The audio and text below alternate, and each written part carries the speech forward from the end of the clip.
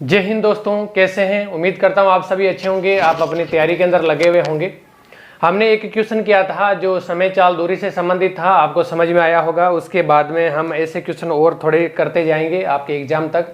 हम एक एक टॉपिक के एक एक क्वेश्चन, दो क्वेश्चन हम ऐसे करते हुए जाएंगे, जिसके अंदर आपका किसी भी प्रकार का अगर डाउट वगैरह होगा तो वो क्लियर हो जाएगा। इसी तरह के आपके एग्जाम के अंदर क्वेश्चन आपको देखने को मिलेंगे। तो दोस्तों, हमारे पास में क्वेश्चन है वृत्त से संबंधित, सर्किल से संबंधित।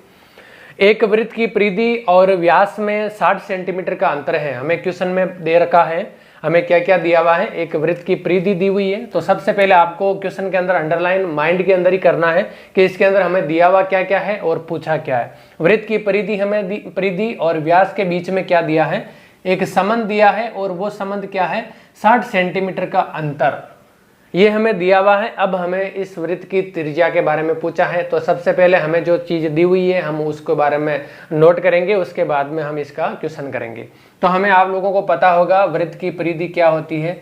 वृत्त की परिधि क्या होती है आप लोगों को ध्यान रखना है। ये सब चीजें प्रैक्टिस से आपको आएगी, आप माइंड में इनको सोल्व कर सकते हैं। इतने छोटे क्वेश्चन है।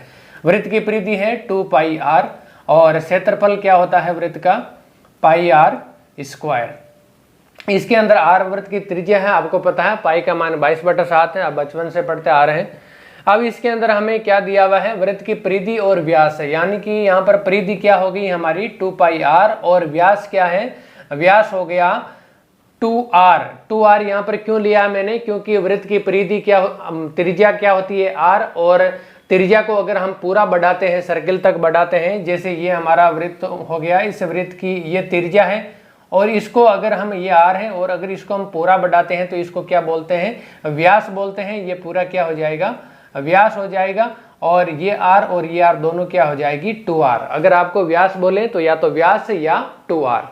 तो ये क्या हो गई हमारी, व्यास क्या हो गया 2r, और इनके बीच का जो डिफरेंस क्या है वो है 60 सेंटीमीटर का। ये हमें इसके अंदर दिया हुआ है।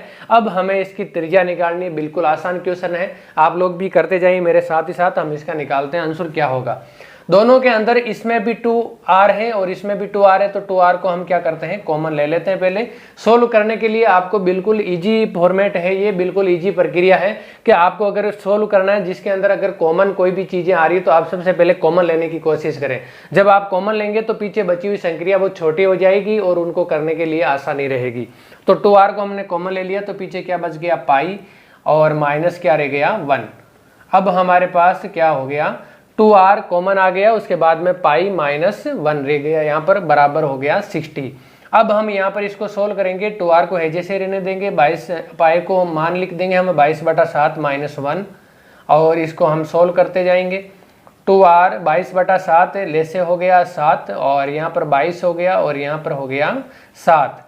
1 का भाग 7 में 7 बार, और 7 को 1 से गुणा किया तो 7 माइनस 7। ये हमारी यहाँ तक संक्रिया कंप्लीट हो गई।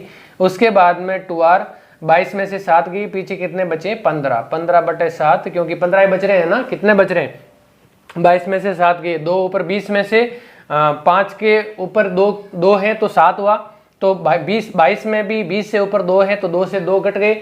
अब इधर बचे 20 और इधर बचे 5, 20 में से 5 गए तो कितने बच गए हमारे 15। इस प्रकार से आपको संक्रियाएं करनी है ताकि आपको जल्दी होगी, इजी होगी। अब हमारे पास क्या हो गया, 2r मल्टीप्लाई 15 × 7, ये हमारे पास में इसको सोल्व कर दिया तो ये रह गया। अब हमारे पास में आगे हम अगर सोल्व करेंगे इसको, तो जो नीचे वाले हैं भाग में हैं वो उधर क्या चले जाएंगे, गुणा में चले जाएंगे। मैं आपको बिल्कुल आसानी से सोल्व करके दिखा रहा हूँ। ये 60 ये भाग में है 7, तो इधर हम मल्टीप्लाई में चले जाएंगे। फिर इधर ये देखो 2 और 15 क्या है, मल्टीप्लाई में है, तो इधर किस में चले जाएंगे, ये इधर चले जाएंगे भाग के अंदर, 2 × 15।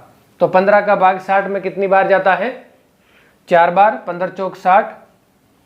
4 के अंदर 2 का भाग कितनी बार जाता है, 2 बार, और 7 को 2 से मल्टीप्लाई करेंगे तो कितना होगा, r बराबर 14 सेंटीमीटर।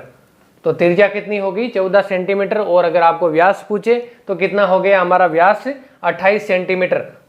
2r कितना हो जाएगा 28 सेंटीमीटर। अब हमें क्वेश्चन में हम इसको वापस चेक बैक भी कर सकते हैं। परिधि कितनी होगी हमारी 2πr, इसके अंदर 2πr के अंदर r का मान रख दीजिए आप 14, और उसके बाद में इसको सोल्व कर लीजिए और इसका जो व्यास कितना है, व्यास हो गया 28, दोनों में से घटाइए तो आपका आंसर कितना आ जाएगा 60।